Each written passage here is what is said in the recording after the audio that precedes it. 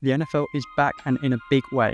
Week 1 Thursday Night Football will be bringing us the Ravens at the Chiefs. I'm going to give you the preview and I'm going to give you my prediction. So the Chiefs have home advantage. You may remember that the Chiefs lost last season in Week 1 to the Detroit Lions, who turned out to be much more of a powerhouse than we even realised at that time. And the Chiefs were also dealing with a Travis Kelce injury at that time. They are without Marquise Brown in this game, who over time may well end up being their number 1 receiver. There's also a number of players on the report dealing with some niggling injuries, but everyone else is cleared to play, and the Ravens injury report is pretty clean as well. There is one reason why I think the Chiefs offense is going to be truly unstoppable this season, and that is because both Patrick Mahomes and Travis Kelce have confirmed that Taylor Swift is officially drawing up plays for the offense. The Chiefs were a very pass-heavy offense in 2023, and Mahomes has spoken during the off-season about becoming a more explosive offense. That is why they made the questionable decision, in my opinion, of drafting Xavier Worthy in the first round. Yes, he's explosive. I understand that he fits in terms of the type of receiver they were looking for. I just don't think he has the route running nuance. He weighed in at minicamp at about 169 pounds. I think he's just going to be a decoy who the defense has to keep their eye on. And you have to keep your eye on him, otherwise all of a sudden he's got 150 yards and 2 touchdowns. However, I don't think that's going to happen because I think you can keep your eye on him. The other option is obviously they've got Travis Kelce, but in terms of receivers, it's Rashee Rice and that's it. And I'm not the biggest fan of Rashee Rice, at least in comparison to what I would presume is the narrative now, because he had that big season last season, being that he was Mahomes' only receiver to throw to. But that really is it. After that, it's Jared Wiley might be someone to keep your eye on. They dropped him in the 4th. He's another tight end to maybe get a bit creative with 2 tight end sets with Travis Kelce. Justin Ross is a fun one for me because I really liked him coming out the draft, had injury issues, and this could be his first real opportunity, but it's unlikely now after all the injury stuff that something really comes of that. Mecole Hardman, Juju Smith-Schuster, they're useful. Sky Moore could still be useful. Justin Watson.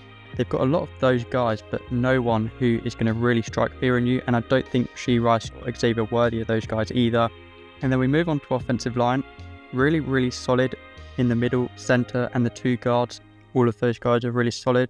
But then you've got Jawaan Taylor on the right side, who is a bit of a question mark nowadays. And you've got Kingsley Suamataia on the left side. He is going to have to start as left tackle as a rookie. I had a look at some of his college tape. I had a look at some of his preseason tape. I'm really not convinced that he is ready to go as the starting left tackle. So quite honestly, I think people are just sort of getting lulled into this false sense of security with the Chiefs now, where they assume that they're always just going to work it out. Now, if they do decide to run the ball more, I don't think that would be a bad way to go. I've not heard anything about that, and it doesn't seem to be in their nature. But I think everyone likes Pacheco. I mentioned that they're really solid up the middle in terms of offensive line. But let's get on to the Ravens defense. Now, you may not recognize that face in the top right corner because the Ravens have a new defensive coordinator. He goes by the name of Zach Orr. He's a former linebacker for the Ravens and he's stuck around in the coaching system. It's really hard to know what his philosophy is going to be when a coordinator hasn't coordinated before. But I think the phrase organised chaos gave quite a good idea of what he might be going for. And if this system is going to be about generating pressure, they've got 2 solid outside linebackers in Kyle Van Noy and Odafe Oweh. They've also got David Ojabo coming back from injury, getting his first real opportunity without the injuries. And Justin Madubuike, now known as Nnamdi Madubuike, had a huge year last season for the Ravens. 15 sacks as a defensive tackle is the real deal. And here's where I become really concerned for the Chiefs in Week 1. The Ravens secondary is looking unreal. Given that I was already not convinced by the Chiefs receivers, we got Marlon Humphrey, who we already know is the real deal. Brandon Stevens proved himself last season as a legit starting outside corner. And then Nate Wiggins, who was my favourite corner in the draft. He doesn't even have to play as an outside corner. They've just got him as maybe cherry on top. Maybe he plays some slot as he is a bit smaller. And then at safety, they've got Kyle Hamilton, who can do it all. He can cover, he's big, he can come down and hit. Marcus Williams is a really solid safety. They've brought in Eddie Jackson, who maybe he's past it, had a bit of a funny career, but again, as sort of cherry on top, could end up being a really special move. So then you think, okay, maybe there is something to the Chiefs trying to run the ball on the Ravens, but then you've got to get past Roquan Smith, an absolute field general. He's going to make that far more difficult regardless of what's in front of him. And then you've also got a big man in Michael Pierce, and you've got Travis Jones who can come in. He won't even necessarily start, but if the Ravens want to stop the run, they can stop the run. A key matchup on this side of the ball is going to be Kyle Hamilton on Travis Kelce. I'm presuming this is what they'll do. They'll stick Kyle Hamilton on him and we'll see what happens there. I've just got a feeling the Chiefs are going to really struggle on offense against this Ravens defense. And so that is my prediction on this side of the ball. The Ravens are going to really stifle this Chiefs offense, make things really awkward. Now, quite the opposite discussion with the Ravens offense. Most rushing attempts of any team last season. And if you thought that was going to slow down, they brought in Derrick Henry. I do think Derrick Henry's lost a step. That was just my opinion watching him on film, but he's still going to be effective. And they've also got Keaton Mitchell, who's a really, really nice second option. And then they've got the whole other dynamic with the Lamar Jackson running game. And they've also drafted Rasheen Ali in the 4th round, who I don't know much about, but it's kind of showing that they're just going to continue going more and more down this road of creating a heavy run game. The fact they had all these options and thought we need to draft another one. Now, similar to the Chiefs, they are very much lacking in weapons. They've got Zay Flowers, they've got Mark Andrews, which, yeah, that's pretty tasty if they had another one, but just on their own, unless Bateman's going to step up, it's not really enough. And they do look very vulnerable on the offensive line this year. They've got 2 rookies who are going to be starting for them. 2nd round pick Roger Rosengarten is going to be starting for them at right tackle.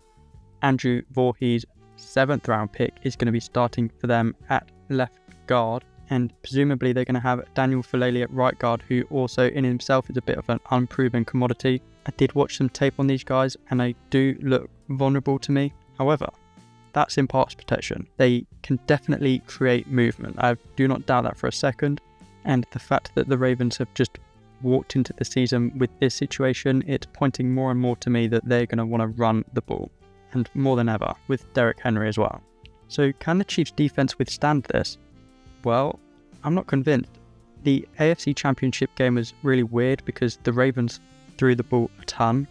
Who knows why they did that? It was outside of their philosophy. I think this time around they're just going to try and run it down their throats, and I'm not seeing what's going to stop that. The Chiefs haven't had a particularly good run defense over the last couple of years. In fact, it's been pretty weak in that area, and you can see why when they really haven't got the meat on the bone up front.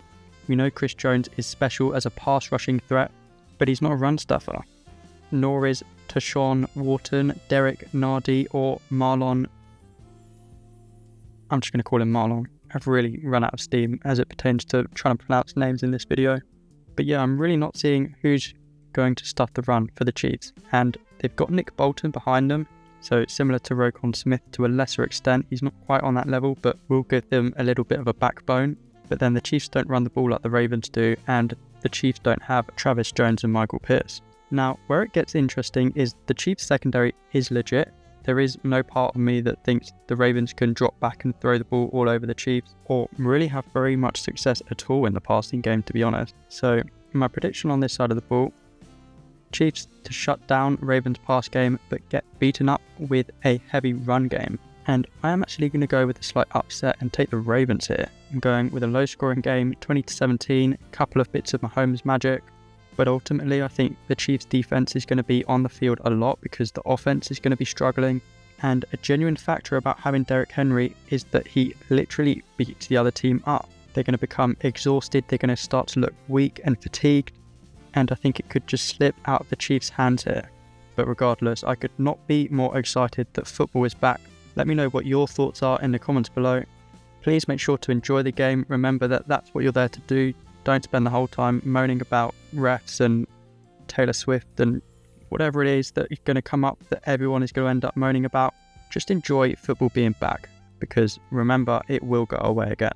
If you did enjoy the video, please feel free to subscribe, keep an eye out for some other previews coming up, and I look forward to seeing you next time.